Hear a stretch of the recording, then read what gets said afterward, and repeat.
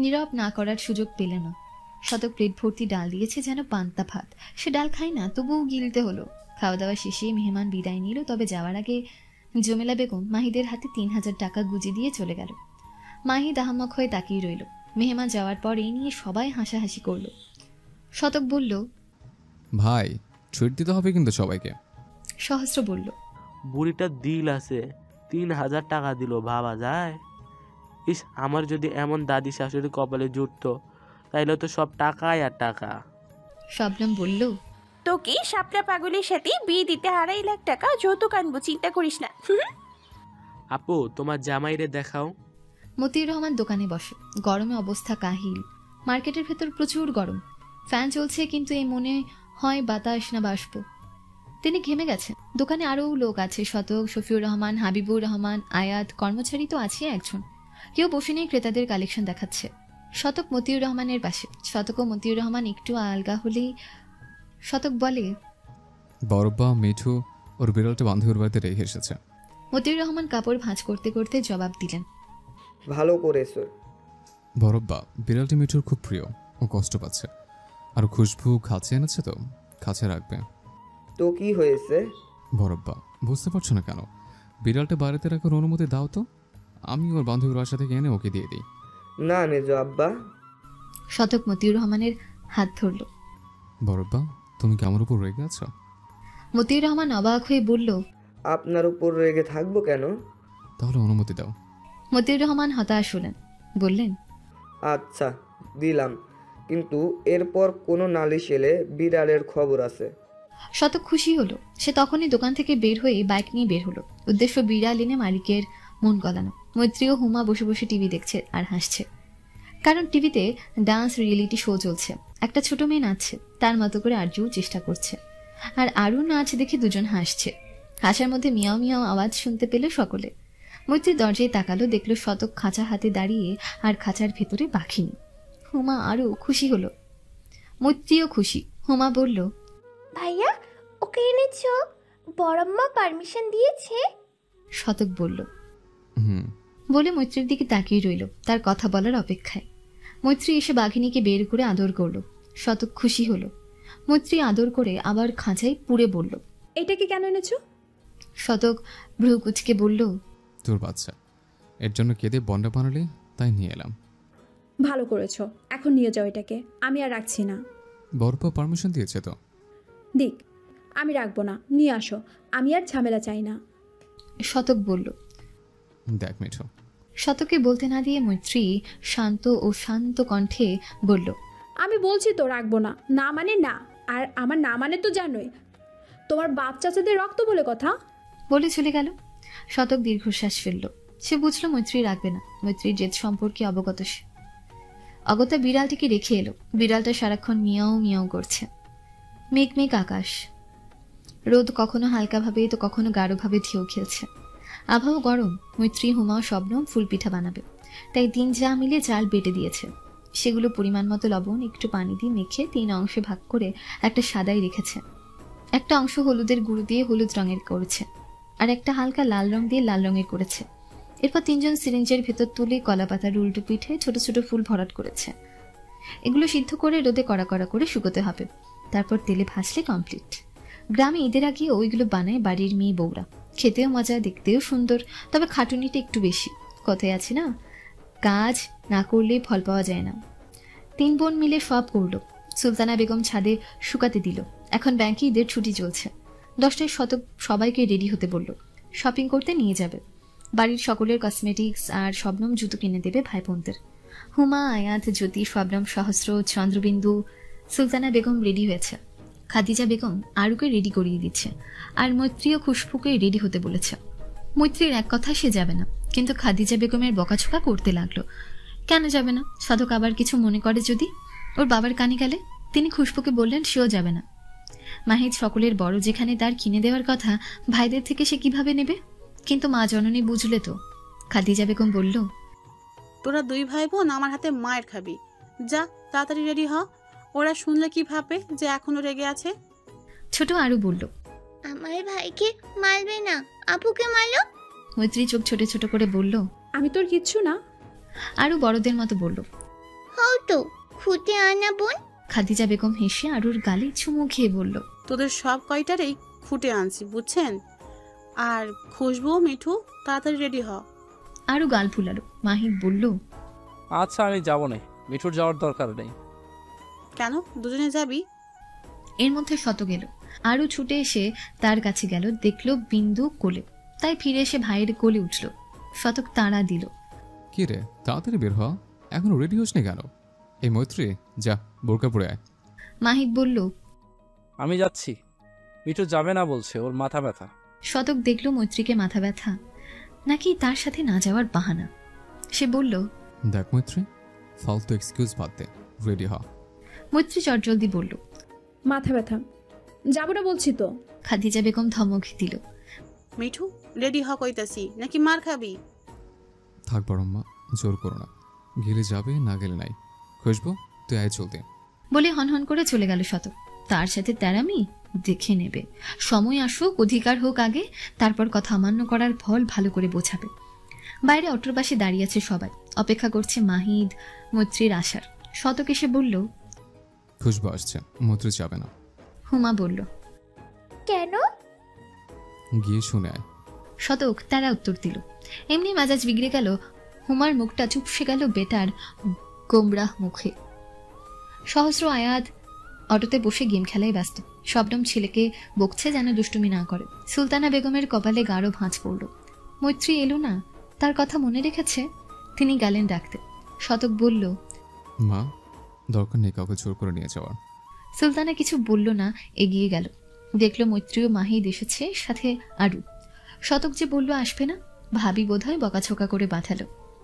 মৈত্রী মন খারাপ করে রেডি হয়ে এলো ভাইয়ের সাথে। মা বকে পাঠালো, বাবাকে ফোন করার হুমকিও দিল, অগত্যা আসতে হলো। মাহিদও মানা করল না।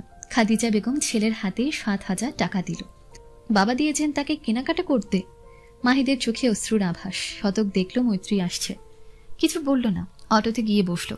কসমেটিক্সের দোকানে গিয়ে শবনম সবার কসমেটিক্স কিনলো। হুমা মৈত্রীকে জিজ্ঞেস করলো পছন্দ হয়েছে কিনা। ওরা মাথা নাড়লো, মানে হয়েছে। আর না হওয়ার চান্স কম, কেননা শবনমের পছন্দ মানে ফাটাফাটি, সকলের পছন্দ হতে বাধ্য। মৈত্রী সারাক্ষণ চুপ থাকলো। শবনম নিজে পছন্দ করে ভাই বোনের জুতো কিনলো। মাহিদ, আরু, বিন্দু হুমাকে টেডি কিনে দিল। সব ছেলেদের জন্য টুপি, আতর, আরো কিছু জিনিস কিনলো। আয়াত সবার জন্য আইসক্রিম ও কিছু জিনিস কিনলো। বিরানপুর এসে বাস থেকে নামলো কথা ও কবিতা, দুবোন। উদ্দেশ্য ফুপুর বাড়িতে যাওয়া। কথা, গ্রামের পরিবেশ ভালো লাগে, কিন্তু গ্রামে তাদের আত্মীয় স্বজন বলতে ফুপু ছাড়া আর কেউ নেই। প্রতি বছর একবার এসে ছুটি কাটিয়ে যায় কথা। তার মনে হয় এখানেই চিরদিনের জন্য থেকে যেতে। গ্রামীণ আঁকাবাঁকা পথ ঘাট, সারি সারি সবুজ ধানের ক্ষেত, যার দিকে তাকালে তনু মন জুড়ে শীতলতা বয়ে যায়, চোখে তৃষ্ণা মেটাতে সক্ষম। সবুজ ঘাসের মেলা, নদী নালা, পুকুর ঘাটে গোসল, সব কথা আর খুব পছন্দ। কথা মেডিকেল ফাইনাল ইয়ারে পড়ছে, এরপর 1 বছর ইন্টার্ন। সে ভেবেছে ইন্টার্ন করে বিরানপুর কোনো হাসপাতালে জয়েন করবে। কবিতা তার উল্টোটা, সে ইডেন কলেজের 2য় বর্ষের ছাত্রী। কবিতার গ্রাম তেমন একটা পছন্দ না, গ্রামের সবচেয়ে অপছন্দ নেটওয়ার্ক পাওয়া যায় না তেমন, পেলেও স্লো, আরো অনেক সমস্যা মনে হয় তার কাছে। বাস থেকে নেমে যাওয়ার সময় কবিতার একটা লোকের সাথে ধাক্কা লাগে। লোকটা সরিও বলল কয়েকবার, কিন্তু কবিতা রেগে গেল। হেই, দেখে চলতে পারেন না নাকি? মেয়ে মানুষ দেখলেই শরীর নিষ্পিস করে। হ্যাঁ, অভদ্র লোক কোথাকার। লোকটা এবার রেগে গেল। তার একার দোষ না, মেয়েটাও বেখেয়ালি হাঁটছিল, ভুলবশত ধাক্কা লেগে যায়। তবুও সে সরি বলছিল, কিন্তু মেয়েটা চরম বেয়াদব। মুখ সামলায় কথা কন বেয়াদব মেয়ে, ভুল আপনারও ছিল, আপনি দেখবার পারেন না? থাপ্পড়ায় গাল লাল করে দেব। কবিতা এবার ভয় পেল।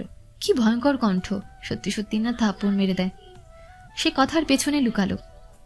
কথা অবাক চোখে তাকিয়ে লোকটাকে দেখল, বলল, সরি, আসলে ওর মেজাজ খারাপ, প্লিজ রাগ করবে না, ছোট মানুষ বুঝতে পারে নাই। এই কবিতা, সরি বল। কবিতা মিনমিন করে সরি বলল। লোকটার কিচ্ছু বলল না, চলে গেল। কথা লোকটার যাওয়া দেখল। লোকটা দারুণ হ্যান্ডসাম, একদম সুপুরুষ। কথা তো বলল না, মনে হয় মঞ্চে ভাষণ দিল। কথা বলল, সবসময় বেশি বেশি করিস। Sorry sis. চল, দেরি হয়ে গেল। তারা সিনজিনি গন্তব্যের উদ্দেশ্যে রওনা হলো। শতকরা সবাই কেনাকাটা করে বাড়ি ফিরেছে। সবাই ক্লান্ত। রোজা রেখে গরমে মানুষের ভিড়ে কেনাকাটা করা মানে যুদ্ধ করা। সহস্র সোফায় গা এলিয়ে বলল, আল্লাহ, বাজারে গিয়েছিলাম, মনে হলো না, মনে হলো মহিলা সম্মেলনে গিয়েছিলাম। যাই হোক, বাংলাদেশে এত মহিলা মানুষ থাকতো, আমি একটা বউ পাই না, এখনো সিঙ্গেল হয়ে বেঁচে আছি। এ খোদা, এত দুঃখ কই রাখবো মুই?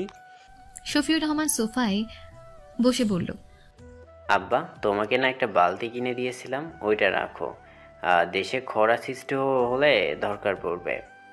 সহস্র বাবাকে দেখে কাঁদো কাঁদো হয়ে গেল। বাবা কখন এলো, দেখতে পেল না তো। শতক বলল, আব্বা, খুশবুর বিয়ের আগে হাজারের বিয়েতে শাপলা পাগলের সাথে দিয়ে দাও, যা বিয়ে পাগলা হয়েছে। শফিউর রহমান বলল, হ্যাঁ তাই করি। আর তুই আইবুড়ো থাক। আব্বা, আমিও বিয়ে করব, আইবুড়ো থাকবো না। তুমি প্রস্তুত থেকো ঝড় সামলানোর, কেমন? কিসের ঝড়? শতক কিচ্ছু বলল না, মুচকি হেসে চলে গেল। সহস্রের দিকে তাকালো। সহস্র বলল, আব্বা, আমি 100% শিওর ভাই কাউকে ভালোবাসে আর শীঘ্রই পালিয়ে বিয়ে করবে, আর তোমাকেই সেই ঝড় সামলাতে বলবে। শফিউর রহমান সহস্রকে বলল, মুভি দেখা কম করিস বাপ আমার। বলে সেও চলে গেল। সহস্র একাই বসে ভাবতে লাগলো, ভাই তার কাকে ভাগাতে চলেছে। মাহিদ রুমে বসে পড়ছে, আরও খুশবুর রুমে ফ্লোরে বসে স্লেটে সরিয়ে সরায়া লিখছে, মাঝে মাঝে প্রশ্ন করছে। খুশবু এতে বিরক্ত হচ্ছে না, বরং তার ভালো লাগছে। পড়াশোনার মধ্যে একঘেয়েমি আসছে না। এবার আরু বলল, তুমি শুধু আমার ভাই। মাহিদ আরুর দিকে ফিরে হাসি মুখে বলল, আমি তো তোরই ভাই। আরু খুশি হলো, হ্যাঁ তুমি শুধু আমার ভাই, মিঠুপু হোমুপুর কিচ্ছু না। এবার মাহিদ বলল, আমি তো ওদেরও ভাই। আরু বলল, না শুধু আমার ভাই। বলে ঠোঁট উল্টিয়ে ফেললো, কেঁদে দেবে এখন। খুশবু বলল, ওকে, আমি শুধু আরুর ভাই। মৈত্রী ভিডিও কলে বলতে বলতে মাহিদের রুমে আসছিল। ভাইয়ের কথা কানে বাজতেই সে বলল, আর আমরা বুঝি বানের জলে ভাইসাইছি। মাহিদ ও আরু বোনের দিকে তাকালো। আরু খিলখিলিয়ে হেসে উঠল, না তো, তোমার আব্বা বাজার থেকে খুঁটে আনিছে। বলে আবার হাসতে লাগলো। মাহিদও যোগ দিল। মৈত্রী চেয়ে দেখলো তার প্রিয় ভাই বোনের হাসি। সে ফট করে ভিডিও কলের ব্যাক ক্যামেরা সুইচ অন করলো। ভিডিও কলের ওপাশের মেয়েটার চোখে মুখে মুগ্ধতা ভিড় করলো ভাই বোনের প্রাণ খোলা হাসির আওয়াজে। মৈত্রী খেয়াল করলো ঝর্ণা অল্প হা করে চেয়ে আছে ফোনের উপরে। সে হালকা কেশে বলল, ঝর্ণা ভাবি, আমার ভাইয়ের হাসি অস্থির না? ঝর্ণা ঘোরের মাঝেই উত্তর দিল, পুরা কিলার স্মাইল। মাহিদ হাসি থামিয়ে ভ্রু কুচকে তাকিয়ে রইল। বোঝার চেষ্টা করলো কে বলল কথাটা। পরে বুঝলো মৈত্রী কারোর সাথে ভিডিও কল। মাহিদ চেয়ার ঘুরিয়ে বসে বলল, কার সাথে কথা বলছিস? ঝর্ণা ভাবির সাথে। আগে না ঝর্ণাপুর একটি, তো এখন ভাবি হয় তাই ভাবি ডাকি। বিয়ে এখনো হয়নি মেরে বেহানা। হবে তো, এই নাও ঝর্ণা ভাবি, তোমার সাথে কথা বলবে। বলে ফোনটা মাহিদের হাতে দিল। দিয়ে আরুর কাছে গিয়ে তাকে কোলে নিয়ে রুম থেকে বের হতেই নিলে মাহিদ বলল, তোর ভাবি তুই কথা বল, আমি কি বলবো? আমার ভাবি তোমার বউ লাগে ভাই, আর কি কথা বলবে তাও কি আমায় শিখিয়ে দিতে হবে? বেশি কথা বলিস তুই। মৈত্রী হাসতে হাসতে আরুকে নিয়ে বেরিয়ে গেল। ভাই একটু প্রেমালাপ করুক। মৈত্রী বেরিয়ে গেলে মাহিদ ক্যামেরার সামনে আনে। ওপাশ থেকে রিনরিনে কণ্ঠে সালাম ভেসে আসে। খুশবু সালামের জবাব দেয়, বলে, ভালো আছো? ঝর্ণার খুশি দেখে কি। ভালো আছি, আপনি কেমন আছেন? কেউ ভালো মন্দ জিজ্ঞেস করলে আগে আলহামদুলিল্লাহ বলতে হয়, জানো না? গম্ভীর মুখে বলল মাহিদ। ঝর্ণার মুখটা ইটকুন হয়ে গেল। প্রথমেই ভুল করে ফেলল। সরি, মনে ছিল না, এরপর থেকে মনে রাখবো। মাহিদ মনে মনে হাসল। আচ্ছা, মিঠু বলছিল কথা বলবে আমার সাথে, বলো কি কথা? এভাবে কেউ হবু বউয়ের সাথে কথা বলে? ঝর্ণা এখন কি বলবে? যে আপনাকে দেখতে ইচ্ছে করছিল, কথা বলতে ইচ্ছে করছিল, এগুলো বলা যাবে? লজ্জায় বলতে পারবে না। কত আনরোমান্টিক তোর বর, দেখ ঝর্ণা, এখন তোর কি হবে? ওই আসলে আমি বলিনি, মৈত্রী মজা করে বলেছে। মাহিদ হাসল। আচ্ছা, কিছু বলার নেই যখন, তাহলে রাখছি। ঝর্ণা চটজলদি বলল, না। লাজ লজ্জা ভুলে না বলল ঝর্ণা। তার কথা বলতে ইচ্ছে করছে যে। কতদিন হলো দেখে না মানুষ বিয়ের আগে হবু বউয়ের সাথে কত মিষ্টি মধুর রসের আলাপ নিয়ে বসে, যারা দিন চলতে থাকে। তার কপালটাই ফুটা বোধ হয়। মাহিদ হাসল। মেয়েটা লজ্জা পাচ্ছে, তাও কথা বলতে চায়। থাক, আর জ্বালানো অপরাধ হিসেবে গণ্য হবে। সে হেসে বলল, তো বলো। ঝর্ণা মাহিদের হাসি দেখে হেসে বলল, কি করছেন? এই তো একটু পড়াশোনা করছি। শুধু বউ দিয়ে তো হবে না, বউয়ের আবদার মানার জন্য চাকরিও জোগাড় করতে হবে। ঝর্ণা লজ্জা পেল। তাহলে তো মনে হয় আপনাকে বিরক্ত করলাম। তা তো একটু, কিন্তু এরকম মিষ্টিটা বিরক্ত স্বাস্থ্যের জন্য উপকারী। বুঝলাম না। মাহিদ জোরে হেসে ফেলল। তা বুঝবে কিভাবে, তুমি তো বোকারা নেই। ঝর্ণার মনটা খারাপ হয়ে গেল। সত্যি সে বোকা, সবাই বলে, তাকে নিয়ে বিদ্রুপ করে, দাদি সবসময় কথা শোনায়। কেউ বোকা বললে তার মন আপনা আপনি খারাপ হয়। মাহিদ দেখলো ঝর্ণার মুখটা মলিন হয়ে গেল, চোখটা ছলছল করছে। কি সে কিছু বলবে এর পূর্বে ঝর্ণা বলল, আচ্ছা রাখছি, আপনাকে বিরক্ত করলাম, কিছু মনে করবেন না। এই তুমি রাগ করলে নাকি? আমি তো এমনি বললাম। ঝর্ণা ঝটপট বলল, না রাগ করব কেন, আপনি পড়ুন। আর এমনি বলতে হবে না, আমি আসলেই খুব বোকা। বলে কেটে দিল ফোন। মাহিদ কিছু বলার সুযোগ পেল না। মেয়েটা কষ্ট পেয়েছে কি, সে তো মজা করেই বলল। সুলতানা ও কাজের মেয়েটা মিলে রান্না করছে। শফিউর রহমান বসে খবর দেখছে টিভিতে। রংপুরে একটা মার্কেটে আগুন লেগেছে। ফায়ার সার্ভিসের 4টা ইউনিট আগুন নিয়ন্ত্রণে আনার চেষ্টা চালিয়ে যাচ্ছে। আগুন লাগা সাময়িক সময়ে একটা চলমান ঘটনা, একটার পর একটা আগুন লাগতেই থাকে। আজ এখানেই তো কালুখানে, মার্কেটে, রেস্টুরেন্টে, কারখানা, বিভিন্ন স্থানে। এতে কত শত লোক প্রাণ হারাই তো হারাই, রেখে যায় অসহায় দুঃখে জর্জরিত পরিবার, যাদের হাহাকার, প্রিয়জন হারানোর বেদনা দেখার কেউ থাকে না। সহস্র বসে অ্যাসাইনমেন্ট লিখছে, ঈদের ছুটির পর জমা দিতে হবে। স্বপ্ন মেয়েকে বকে খাওয়াচ্ছে, সারাদিন না খাওয়া ভুলে খেলতে থাকবে মেয়ে। শতক বাবার পাশে বসে খাতা দেখছে। এরই মাঝে কলিং বেল বেজে উঠল।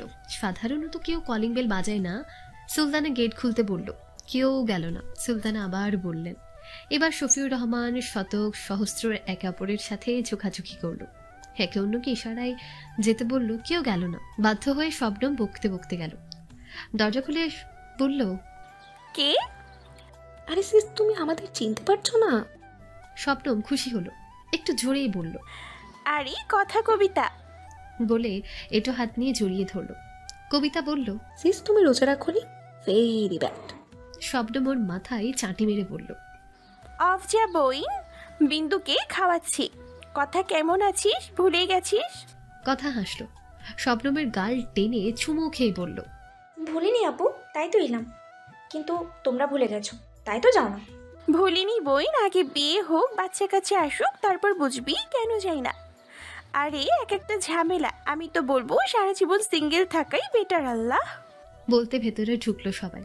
সুলতান ওদের কথা শুনেই রান্নাঘর থেকে এলো। কথা বলল, ফুপি কেমন আছো? সুলতানা বেগম অবাক হয়ে বললেন, তোরা? কবিতা মুখ গোমরা করে বলল, কেন খুশি হওনি? সহস্র কলম দিয়ে ওকে ঢিল দিয়ে বলল, না হয়নি, এখনই বেরিয়ে যা তুই, শুধু কথা আপু থাকুক, ডাইনি দেখতে ইচ্ছে করছে না। কবিতা বলল, তুই আমায় ইনডাইরেক্টলি ডাইনি বললি? না, ডাইরেক্টলি কইছি, নেকারানি। সুলতানা বেগম ধমক দিলেন ছেলেকে। আসতে না আসতে ঝগড়া শুরু। কথা কবিতা, তোরা আসবি, আমাকে আগে বললি না কেন? কথা হেসে ফুপকে জড়িয়ে ধরে বলল, সারপ্রাইজ দিলাম। ফুপা কেমন আছে? শতক ভাইয়া কেমন আছে? শফিউর রহমান বলল, ভালো আছি, তোমরা কেমন আছো? আমার জাদ্রেল বাবা কেমন আছে? কথা হাসলো। বাবার ফুপা দুই মেরুর মানুষ, ছোটদের মতন ঝগড়া করে। দুজন বন্ধু ছিল এককালে, এখনো আছে, শুধু বন্ধুত্ব দেখানোর ধরনটা চেঞ্জ হয়েছে। ভালো আছে আপনার বন্ধু। শতক বলল, তুমি কেমন আছো? বাড়ির সকলে ভালো। সুলতানা বলল, এই তোরা আগে ফ্রেশ হয়ে নে, পরে কথা বলিস। কত দূর থেকে জার্নি করে এলি রোজার দিন, যা। কথা কবিতা ফ্রেশ হতে চলে গেল। সুলতানা বেগম রান্না করতে লেগে পড়লো। কতদিন পর ভাইজি দুটো এলো, ভালো মন্দ খাওয়াতে হবে না। বাকিরা যার যার কাজেই ব্যস্ত হয়ে পড়ল। জ্যোতি রান্না করছে। আয়েশা করতে দেবে না, ছোট মানুষ, কিন্তু জ্যোতি জোর করেই বলল, মা আমি পারবো, রান্না করছি তো আগে, পারি আমি, আপনি চিন্তা করবেন না। হাবিবুর রহমান সোফায় বসেছিল। তিনি বললেন, যেতি তুমি রাধো, প্রতিদিন একজনের হাতের খাবার খেতে খেতে বোর হয়ে গেছি, আজ ভিন্ন স্বাদ পাবো। জ্যোতি হাসল। শ্বশুর শাশুড়ি বেশিরভাগ সময় টম জেরির মতো মিষ্টি মিষ্টি ঝগড়া করে। তার ভালো লাগে, এখনো কত ভালোবাসা তাদের মধ্যে। আয়াত ও মাহিদ মতিউর রহমানের দোকানে বসেছে আজ। হুমু বলল, মা শুনেছ আপা তোমার হাতের রান্নাকে বোরিং বললো। এত যখন বোরিং লাগে তাকে নিজের হাতে রান্না করে খেতে বলিস। হাবিবুর রহমান হাসল। নিজের রান্না করতে হবে না, আমাকে সুস্বাদু খাবার খাওয়ানোর জন্য আমার আম্মা আছে, বুঝলে? জ্যোতি হাসল। তখনই মৈত্রী ও আরু এলো। আরু বলল, ছোটপ্পা তোমরা ঝগড়া করছো কেন? বলে হাবিবুর রহমানের কোলে ঝাঁপিয়ে পড়ল। হাবিবুর রহমান কোলে নিয়ে আদর করলো আরুকে। আমার পিচ্চি আম্মা রোজা রেখেছে। আরু মাথা নাড়ল, মানে হ্যাঁ রেখেছে। আয়শা বলল, সেহেরি কখন খেলেন শাশুড়ি আম্মা? আরু তার সম্বোধন শুনে হেসে ফেলল, জবাব দিল হাসি মুখে। তো আগে আরো টুকটাক কথা বলতে লাগলো তারা। মৈত্রী জ্যোতির কাছে চলে এলো, হুমা তার পিছু পিছু এলো। মৈত্রী দেখলো জ্যোতি রান্না করছে। মৈত্রী ক্যাবিনেটের উপর বসে বলল, ভাবি। জ্যোতি বলল, হুম, তোমার থুতনিতে এটি কিসের দাগ? মনে হচ্ছে কেউ কামড়ে দিছে। জ্যোতির মুখটা লাল হয়ে গেল। কই না তো, কামড় দেয়নি কেউ। মৈত্রী দেখো তো, ছোলায় ময়দা আরও দেবো নাকি? মৈত্রী ও হুমা মিটমিট করে হাসতে লাগলো। ভাবি কথা ঘুরাচ্ছে, কিন্তু তারাও কম না। হুমা বলল, ভাবি কথা ঘুরাইও না তো, বলো ব্যথা লাগে। জ্যোতি বুঝলো দুবোন তার খিল্লি উড়াচ্ছে। সে নিজেকে সামলে নিল, বলল, তোমরা যা জানতে চাচ্ছ সেই সব জানতে হলে আগে বিয়ে বসতে হবে, তারপর জামাইয়ের থেকেই জেনে নিও, কেমন? মৈত্রী লজ্জা পেল। হুমা দৌড়ে চলে গেল। তবে মৈত্রী দমল না, ফিসফিসিয়ে বলল, আগে জানলে অভিজ্ঞতা বাড়বে, বুঝবার পারছো তো? কথা না ঘুরে সরাসরি বলবার পারো আয়াত ভাই আদর করছে, তোমার নিজের জামাই আদর করছে, এতে এত লজ্জা কিসের? জ্যোতির জবান বন্ধ হয়ে গেল। ওর কথা বলতে এত ডুবেছিল যে রান্নাঘরে কেউ ঢুকেছে তা বুঝতে পারেনি। তোর তো দেখছি জামের আদর নিয়ে খুব আগ্রহ দেখছে। জামে দরকার বুঝে বড়বা কেবল ব্যবস্থা করছে, কি বলিস? জ্যোতি ও মৈত্রী দুজনেই চমকে উঠল। পেছনে ফিরে দেখলো শতক বুকে হাত গুজে দেয়ালের সাথে হেলান দিয়ে আছে। জ্যোতি বেশ লজ্জায় পড়ল। সম্পর্কে বড় ভাসুর তার কি না কি শুনে ফেললো। সে তড়িৎ ঘুরে ছোলা নাড়তে লাগলো। মৈত্রীর চোখগুলো রসগোল্লার ন্যায় বড় হলো, যে কোনো সময় বেরিয়ে আসবে। ইস, কি লজ্জা লজ্জা! এখন বের হবে কিভাবে এখান থেকে? শতক মৈত্রীকে ওভাবে তাকিয়ে থাকতে দেখে ভারী লজ্জা পেল। একটু মজা দেখানো যাক। কি লাগবে? একটু থেমে পেছনে তাকিয়ে দেখলো না কেউ নেই। জ্যোতিকে বলল, জ্যোতি 5 মিনিট তোমার চোখ কান একটু বন্ধ রাখো প্লিজ। খবরদার পিছনে ফিরবে না, ইটস অ্যান অর্ডার। জ্যোতি ফিরল না, তবে সে ভাবতে লাগলো পেছনে কি হচ্ছে। মৈত্রীর চোখ পুনরায় বড় বড় হয়ে গেল। কি করবে এই লোক? একদম ঘুষি মেরে নাক ফেটে দেবে। শতক মৈত্রীর রিয়াকশন দেখে হাসলো। সোজা হয়ে মৈত্রীর দিকে 2 পা এগোলে। মৈত্রীর 3 পা পিছিয়ে রান্নাঘরের জানলার সাথে আটকে গেল। শতক আরো 1 পা এগিয়ে জানলায় 1 হাত রেখে খানিকটা ঝুঁকলো। দুজনের মধ্যে দূরত্ব 2 হাত। শতক বলল, তো তোর জামাই ও জামের আদর লাগবে? মৈত্রী ঘামতে শুরু করলো। আমি সেটা বলিনি। আর ছোট মেয়েদের কথা শুনতে লজ্জা লাগে না? শতক হেসে বলল, ছোটদের এসব কথা বলতে লজ্জা লাগে না? দেখ শতক ভাই। শতক তাকে থামিয়ে আর একটু কাছে এসে ধীর কণ্ঠে বলল, রোজার দিনে দেখতে পারবো না, আগে বিয়েটা করতে দে। উপরে নিচে সামনে পিছনে সব দেখব, শুধু দেখবো না, আর অনেক you know what I want to say. জ্যোতির হাত থেকে খুন্তিটা পড়ে গেল শব্দ করে। কি বলল এসব? সবারই নিষিদ্ধ জিনিসের প্রতি কৌতূহল একটু বেশি। জ্যোতির ক্ষেত্রেও সেটাই হয়েছে। আরে বাবা, ছোট কিচেন রুম, আর কান কি কখনো বন্ধ করা যায়? আর জ্যোতি তো কানটা আরেকটু খাড়া করেছিল দুজনে ধীরে ধীরে কথা বলায়। কিন্তু হায় খোদা, এ কি শুনলো? মৈত্রীর কানে মনে হয় কেউ গরম কিছু ঢেলে দিয়েছে। ছোট্ট জীবনে এত লজ্জা সে বোধহয় আগে পায়নি। এখন কি বলবে? গলা শুকিয়ে কাঠ হয়ে গেছে। জ্যোতি ভাবির খুন্তি পড়ার আওয়াজ শুনে অসহায় হয়ে গেল। ভাবি কি শুনতে পেল? লজ্জায় বোধ করেই জ্ঞান হারাবে। সে ছুটে পালাবে ভাবল, কিন্তু হায়, ভাগ্য সহায় হলো না। পা মুচকে ক্যাবিনেটের উপর কোমর পড়ল। মনে হয় কিছু গেঁথে গেল। পাটা মনে হয় ভেঙে গেল। ও মা বলে হালকা আওয়াজে চিৎকার দিয়ে পড়ে গেল ফ্লোরে। শতক এখনো ঘোরে। কি হয়ে গেল? সে ঘোর থেকে বের হলো মৈত্রীর কান্নার আওয়াজে। জ্যোতি বুঝে উঠতে পারছে না কি হলো। শতক নিচে বসে মৈত্রীকে ধরল। মিঠু, পড়ে গেলে কিভাবে? বেশি ব্যথা পেয়েছিস? হ্যাঁ মিঠু, ওঠ। বলতে বলতে তার গলা কেঁপে উঠল। মৈত্রী কাঁদছে, বেশি ব্যথা পেয়েছে। মৈত্রী উঠতে পারছে না, পা নাড়াতেই পারছে না। কোমর মনে হয় অসাড় হয়ে আসছে, মাথাটা ভো ভো করছে, চোখে অন্ধকার ঘনিয়ে আসছে।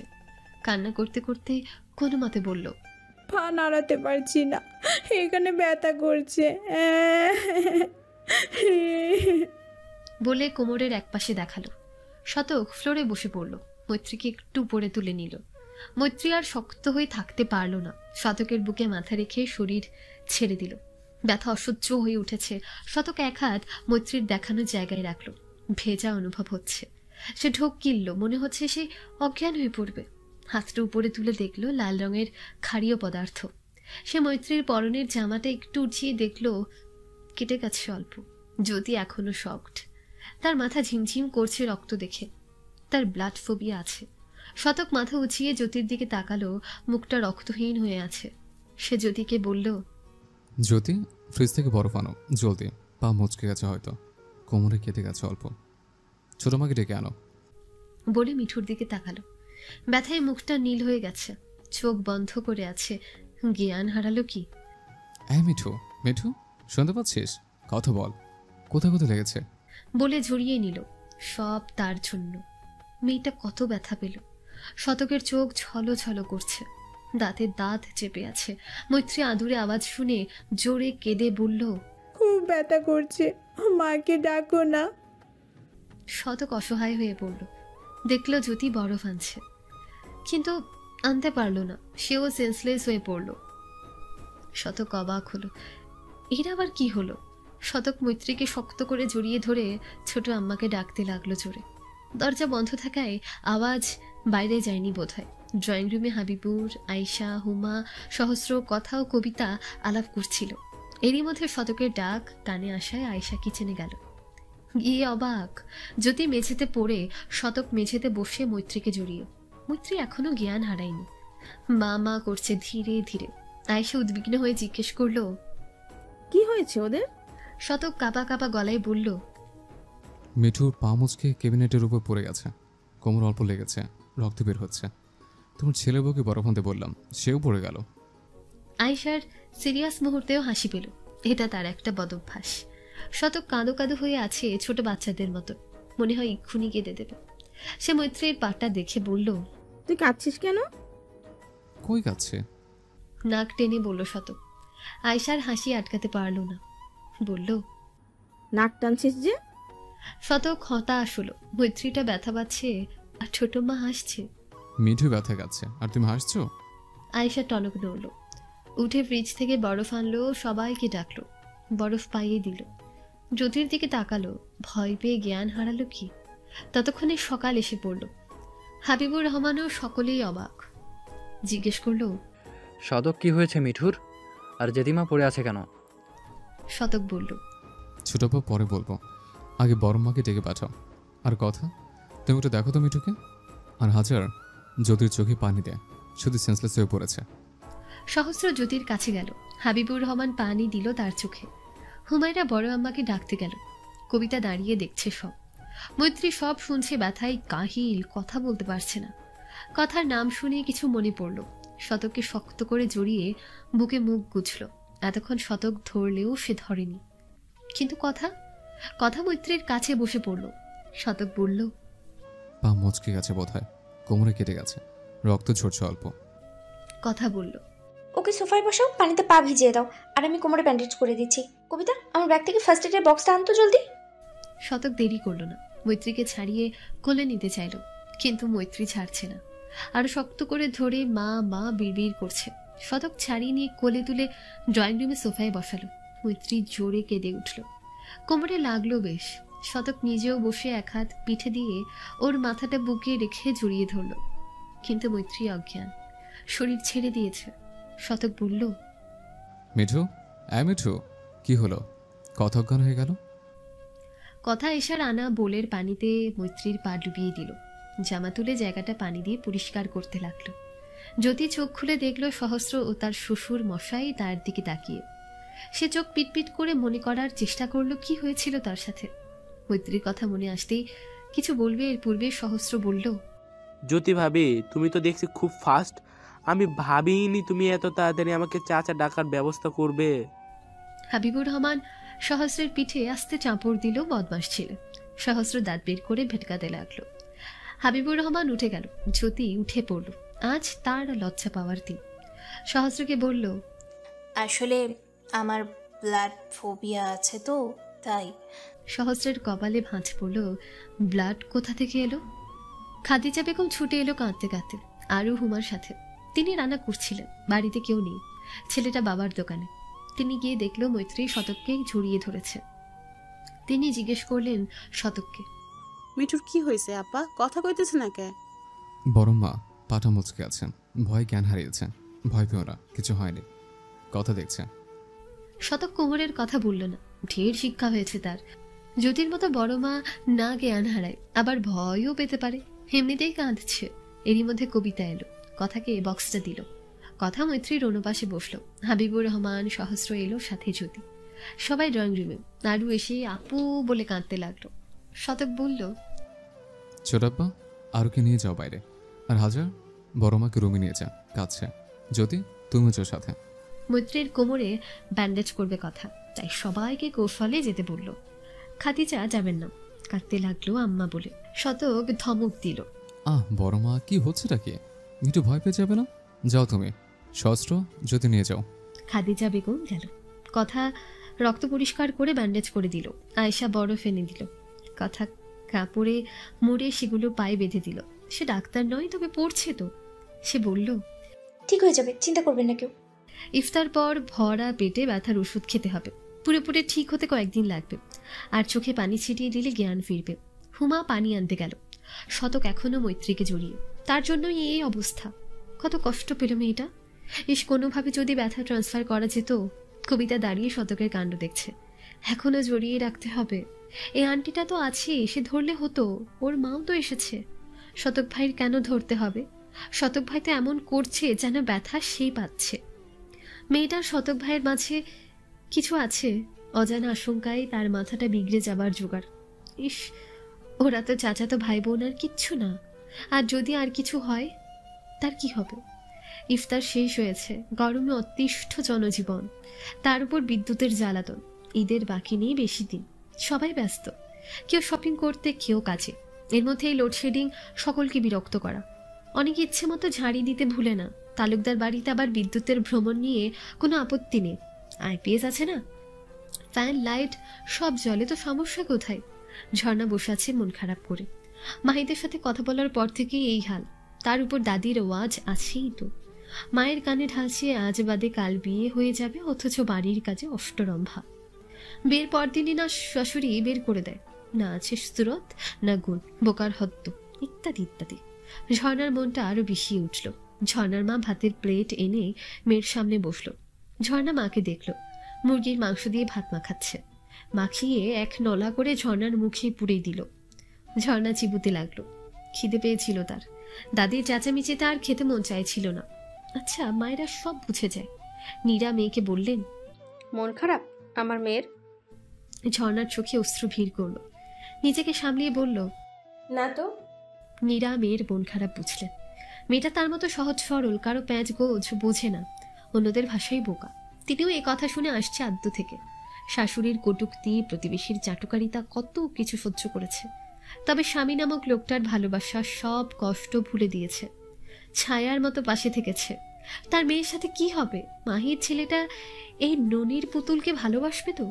ছায়ার মতন পাশে থাকবে, ভালোবাসার চাদরে মুড়িয়ে রাখবে তো? যে যাই বলুক, আমি জানি আমার মেয়ে কেমন। অন্যদের কথায় কান দিতে নেই, বুঝেছিস? আমি দিতাম আগে, অনেক ঠকেছি, কিন্তু এখন একটু হলেও বুঝতে পারি কে কেমন। থেমে গেলেন তিনি। একটু পর মেয়ের মুখে লোকমা দিয়ে বলতে শুরু করলেন, তো শ্বশুরবাড়ির লোকগুলো ভালোই দেখলাম, শাশুড়িটা বেশ ভালোই লাগলো। মায়ের ছেলেটা ভদ্র, শান্তশিষ্ট, আর তুই তো উড়নচণ্ডী। শোন, তার কথা মতো চলবি, যা বলে তাই করবি, কখনো অসম্মান করবি না, আর চিন্তা করবি না। সবাই সব কিছু পারে না, সবারই দুর্বলতা থাকে। কাজ পারিস না তো কি হয়েছে, শাশুড়ির থেকে শিখে নিবি। তিনি বকলে আম্মা আম্মা ডেকে বলবি, আম্মা শিখিয়ে দাও না। বলে হাসতে লাগলো। ঝর্ণা লজ্জা পেল না। মায়েকে জড়িয়ে ধরে কাঁদতে লাগলো। মায়ের থেকে দূরে থাকবে কি করে সে? খেয়ে তুলে খাওয়াবে, বকবে, কান মলে দেবে, কে আদর করবে? নিজের আপন পরিবার ছেড়ে অচেনা জায়গায় কিভাবে থাকবে? মেয়েদের জীবনটা এমন কেন? দোকান বন্ধ করে মতিউর রহমান, মাহিদ ও আয়াত বাড়ি ফেরে। মতিউর রহমান ও মাহিদ বাড়িতে গিয়ে মৈত্রীর ঘটনা শুনল। মতিউর রহমান খাদিজাকে বকছে, আগে কেন জানানো হয়নি তাকে? তার আম্মাটা কত কষ্ট পাচ্ছে। শতকার বাড়ি যায়নি, এখানেই রয়ে গিয়েছিল। বাড়িতে ছেলে মানুষ নেই, মৈত্রীটা অসুস্থ। ঈদের সময় বড় আব্বা বাড়ি ফিরেই দেরি করে, কখন কি হয় বলা তো যায় না। সে মতিউর রহমানের উদ্দেশ্যে বলল, বড়প্পা, আমি মানা করে দিয়েছি তোমাদের জানাতে, ঈদের সময় দোকানে বেচাকেনা ভালো, আর তোমরা আসলে তো আর মৈত্রীর ব্যথা কমে যাবে না। মতিউর রহমান সাথে সাথে বলল, মেজো আব্বা, দোকানের বেচা কিনে গোল্লাই যাক, আমার আম্মা ব্যথা পাইছে, আর আমি আসবো না। সব জায়গায় লাভ খুঁজবো, আগে আমার পরিবার। মাহিদ পাশ থেকে বলল, আমায় অন্তত কল করে জানানো দরকার ছিল শতক। মিঠুটা কত আঘাত পেল, নিশ্চয়ই অনেক কাজ ছিল। শতক হাসলো, এর জন্যই তোমাদের বলিনি টেনশন করে রোগী বানানোর দরকার। আমি ছিলাম, তারপর ছোট আব্বা ছিল, নাকি আমার উপর ভরসা নেই? আর বড়ব্বা, আপনার আম্মা ঠিক আছে, এখন ঘুমাচ্ছে। মতিউর রহমান শান্ত হয়ে বসলেন। ভরসা আছে মেজো আব্বা আপনার উপর, তবু বাপের মন তো, আপনি বাপ হন তারপর বুঝবেন বলে মলিন হাসল। মাহিদ বোনের ঘরে চলে গেল। খাদিজা কান্না করতে করতে খাবার বাড়তে চলে গেল। শতক মনে মনে বলল, আগে তো মেয়েকে দাও, তারপর না বাপ হবো। তোমরা নাতি নাতির সাথে খেলার সুযোগ পাবে। মতিউর রহমান বললেন, ডাক্তার দেখাইছেন আম্মারে? আমার মামাতো বোন আছে না, কথা ডাক্তারে পড়ছে ফাইনাল ইয়ারে, ও দেখেছে। কাল ডাক্তারের কাছে নিয়ে যাবনি, চিন্তা করো না। আমিও যাব। তোমার দোকান? রাখেন আপনার দোকান, আমার আম্মার ডাক্তার দেখানো লাগে, এত কষ্ট করে দোকানদারি করার জন্য করি। শতক কিছু বলল না।